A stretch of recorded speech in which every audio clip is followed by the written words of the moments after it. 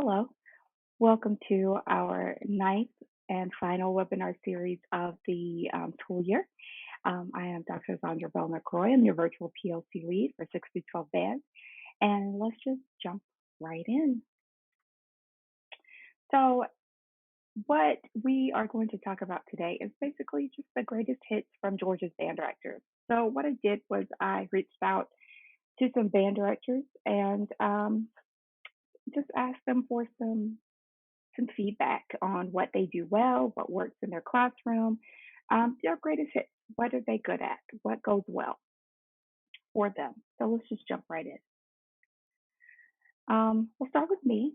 Hello. You get to hear from me a lot, and you're going to hear from me more throughout this webinar, just with a few things here and there. But I did want to offer up a little information um, about what I think I do well, and I rarely talk about it, but I feel like music theory is my jam.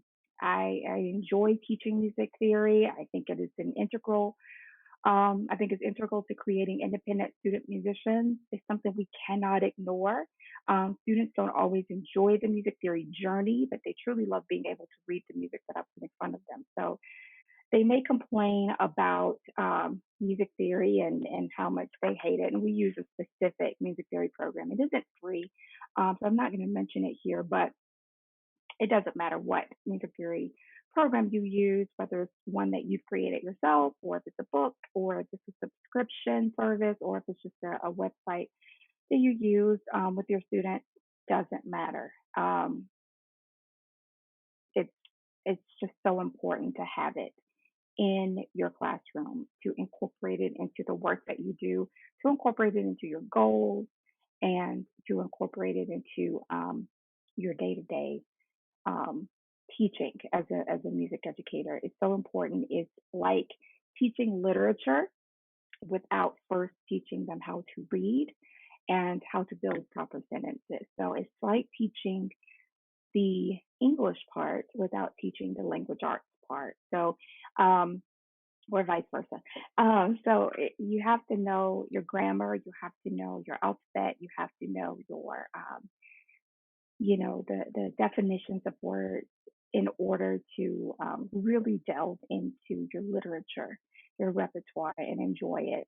So, music theory is an integral part of what we do in our band room, and I've always done that, and I think it's really important. So that's my thing that I feel that I do well.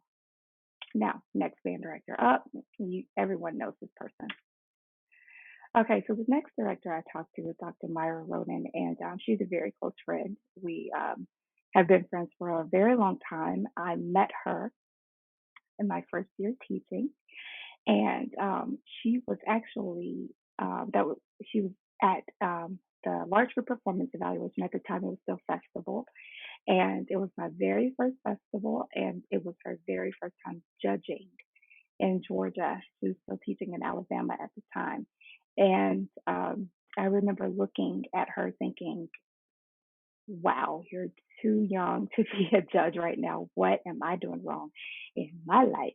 But she was a great judge. She gave us great feedback. And I've, we've been friends ever since. So I talked to her. As many of you know, Myra is the band director at Fayette County High School.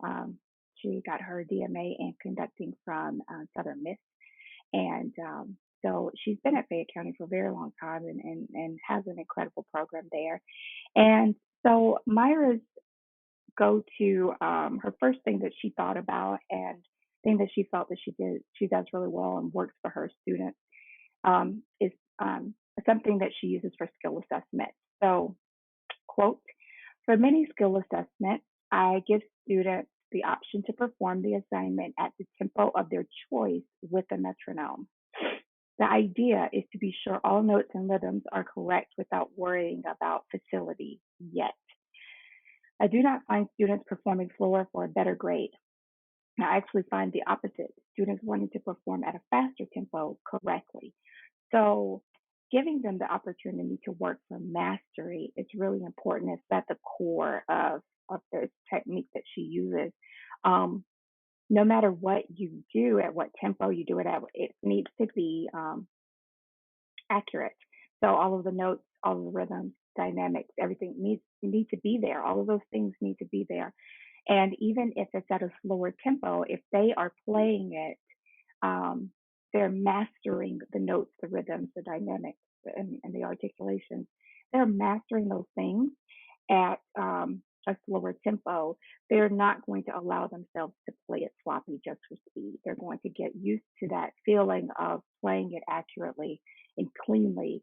And it's a great way to get them to get those reps in and really go slow to go fast, which I think may be an Andy Poor quote. It goes slow to go fast. I believe I heard him say that before. So thank you, Myra, for talking to me about the things you do in your classroom. Now, the next teacher, I'm going from one end of the spectrum to the next. Myra is a very experienced band director, near retirement, like near 30 years of experience. And then I also talked with Christopher Sampson, another good friend of mine. He is a very young teacher. He's within those first, I believe, first 10 years of his career. And he's been very successful. He works so hard. And I met him when he was at his first job. He was the music teacher at Fowler Drive Elementary School, and he worked with our marching band. He was our visual tech. He helped with music. He was like our catch-all person, and he was awesome and did a great job. And but then he got a job at Franklin County High School, and he's been there ever since, doing really great work. So I talked to Chris about the work that he does with his students at Franklin County. And this was one that really stuck out to me because this is something we actually just did the past 2 years. And he said that they created a social media team within their band leadership to increase the band's social media presence. Taking that off of his plate is incredibly smart and acknowledges that our kids are so much better at social media than we are, and they know that that's how they communicate with each other. So, having the wherewithal to give that job to your students and trusting them with such a big job, and that means that you created a culture in which you can trust your students. It's such a great idea, and I would love to say that I thought of it, but I stole it from him. So um, this is our going to be our first year where the team is completely about students, so the students really oversee how the band is perceived on social media. So I stole that idea from you, Chris. Also, he also uses Canva for educators. It is free for educators and it's great. And I also stole this. Using Canva to make social media posts more visually appealing is really great because I do a banner sometimes, and some my post is just straight from Canva, and he does the same thing. And I think that this is a great way to use technology to increase engagement. So people are interacting with the social media posts much more because it's visually appealing. And so kudos to you, Chris. He will be back. He also gave me a few more nuggets that I'll be using later on in the webinar series. So yeah,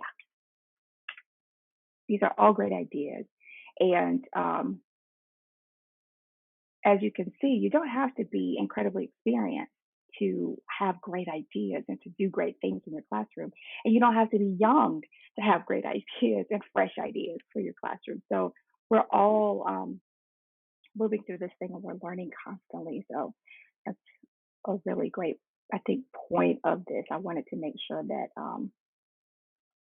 not only you weren't just hearing from experienced directors, but also from younger directors as well. They're doing great stuff out there.